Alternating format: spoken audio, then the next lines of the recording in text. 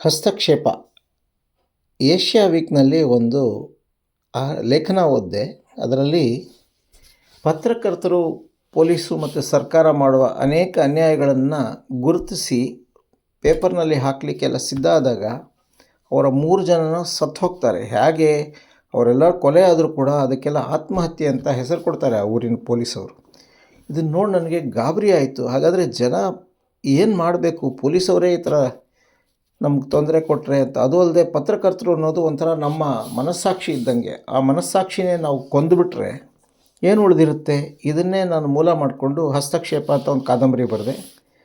ಒಬ್ಬ ಕಳ್ಳ, 3 ಜನ ಪತ್ರಕರ್ತರು, ಅಮರ್, ಫಜಲ್ ಮತ್ತು ಪಾಲ್ ಅಂತ, ಮತ್ತು ಅವರ ಜೊತೆಗೆ ಇನ್ನೊಬ್ಬ ಮಿತ್ರಜೀತ್ ಅಂತ ಏನು ಮಾಡ್ತಾನೆ, ಅವನು ಈ 3 ಜನದ ಸಾವನ್ನು ಕಂಡುಹಿಡಿತಾನೆ. ಅವ್ರು 3 ಜನ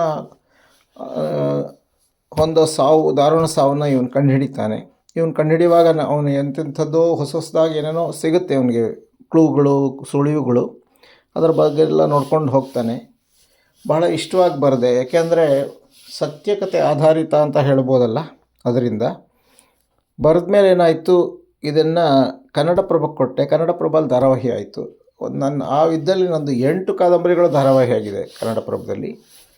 ನಂತರ ಇದು ಪುಸ್ತಕನ ಇವರು ನಿಡ್ಸಾಲೆ ಪುಟ್ಸ್ವಾಮಿಯವರು ಮಾಡಿದರು. ನನಗೆ ಹೇಳಿದ್ರು, ನೀನೇ ಯಾವುದಾದ್ರು ಮುಖಪುಟ ಮಾಡಿಸು ಅಂತ. ಆಗ ಮೋನಪ್ಪ ಅಂತ ನಮ್ಮ ಪರಿಚಿತ ಗೆಳೆಯ ಕಲಾವಿದರಿಗೆ ಹೀಗೆ ಬರಬೇಕು ಅಂಥೇಳಿ ಒಂದು ಚಿಕ್ಕ ಇದು ಕೊಟ್ಟೆ, ವಿವರ ಕೊಟ್ಟೆ. ಅವನೊಬ್ಬ ನೀಲಿ ಮನುಷ್ಯ, ಪತ್ರಕರ್ತರು, ಕೊಲೆ, ಪೆನ್ನು ಅಂತ ಅದ್ಭುತವಾದ ಚಿತ್ರ ರಚಿಸಿದ್ದಾರೆ ಮೋನಪ್ಪ ಅವರು. ಆ ಚಿತ್ರ ನೋಡಿದ್ರೇ ತುಂಬ ಸಂತೋಷ ಆಗುತ್ತೆ. ಈ ಕಾದಂಬರಿ ಟೈಟಲ್ನ ಬೇರೆ ಒಂದು ಪುಸ್ತಕಕ್ಕೆ ಇಟ್ಟಿದ್ದೆ ನಾನು ಹಿಂದೆ. ಆದರೆ ಬೇರೆಯವ್ರಿಗೆ ಈ ವಿಷಯದಲ್ಲಿ ತಲೆ ಹಾಕುವಂಥ ಈ ಜನರ ಬಗ್ಗೆ ಬರೆಯುವಾಗ ಈ ಹಸ್ತಕ್ಷೇಪ ಬಹಳ ಚೆನ್ನಾಗಿ ಇಲ್ಲೇ ಹೊಂತು ಅನ್ನಿಸ್ತು. ಅದಕ್ಕೆ ಆ ಟೈಟಲ್ನ ಇದಕ್ಕೆ ಕೊಟ್ಟು ಅದಕ್ಕೆ ಬೇರೆ ಟೈಟಲ್ ಕೊಟ್ಟೆ. ನಮಸ್ಕಾರ.